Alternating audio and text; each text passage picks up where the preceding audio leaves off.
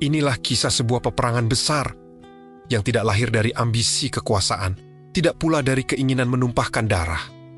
Perang ini bermula dari sebuah amanah yang dikhianati dengan pembunuhan keji, dan dari peristiwa itu, sejarah mencatat keberanian luar biasa, pengorbanan tanpa pamrih, serta keteguhan iman yang mengguncang langit. Inilah kisah Perang Mu'tah pada tahun ke-8 Hijriah. Hazrullah mengutus Al-Harits bin Umair radhiyallahu anhu membawa surat dakwah kepada penguasa Bushra, wilayah yang berada di bawah kekuasaan Romawi. Ia berangkat bukan sebagai tentara, melainkan sebagai utusan perdamaian. Namun di tengah perjalanan, Al-Harits ditangkap oleh Syurahbil bin Umar, seorang penguasa bawahan Romawi.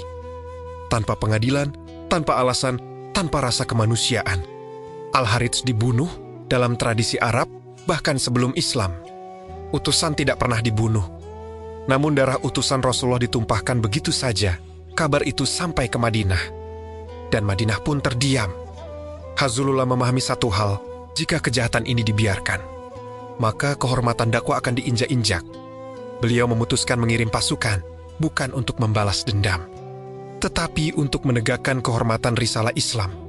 Sebanyak 3.000 pasukan dipersiapkan. Ini adalah jumlah terbesar yang pernah Rasulullah kirimkan. Hingga saat itu, sebelum keberangkatan, Hazrullah menunjuk 3 panglima secara berurutan. Panglima kalian adalah Zaid bin Haritsah. Jika ia gugur, maka Ja'far bin Abi Thalib. Jika Ja'far gugur, maka Abdullah bin Rawahah. Kalimat itu membuat para sahabat terdiam. Ada firasat berat di udara Madinah hari itu. Pasukan Islam bergerak ke utara. Hari-hari panjang di padang pasir langkah kaki diiringi doa. Namun ketika mereka tiba di wilayah Mu'tah, kabar yang mereka dengar membuat dada terasa sesak. Romawi tidak datang dengan pasukan kecil.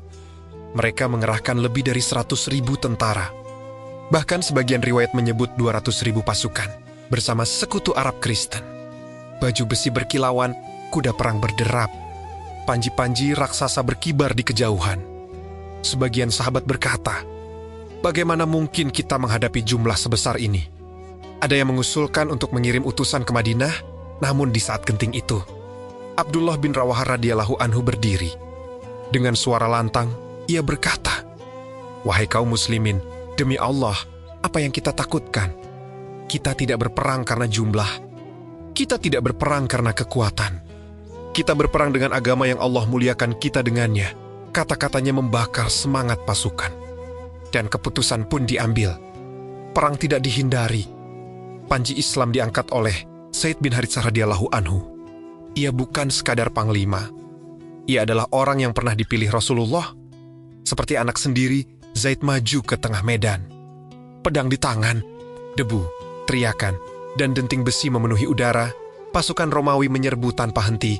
Zaid terus bertahan hingga tubuhnya penuh luka, dan akhirnya Zaid bin Haritsah gugur sebagai syahid.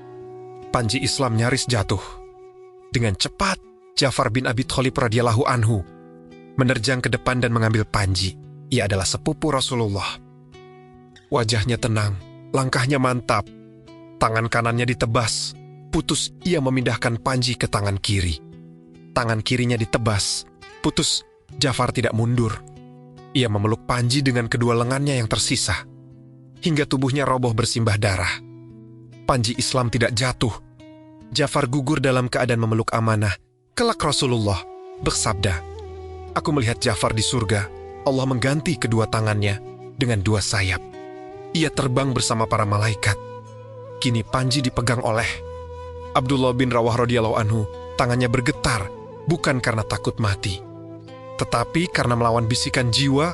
Ia berkata pada dirinya sendiri, wahai jiwaku, jika engkau tidak mati hari ini, maka engkau pasti akan mati suatu hari nanti.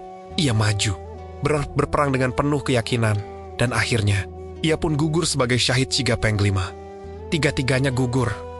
Pasukan Islam nyaris tercerai-berai. Musuh mengepung dari segala arah. Tak ada panglima resmi.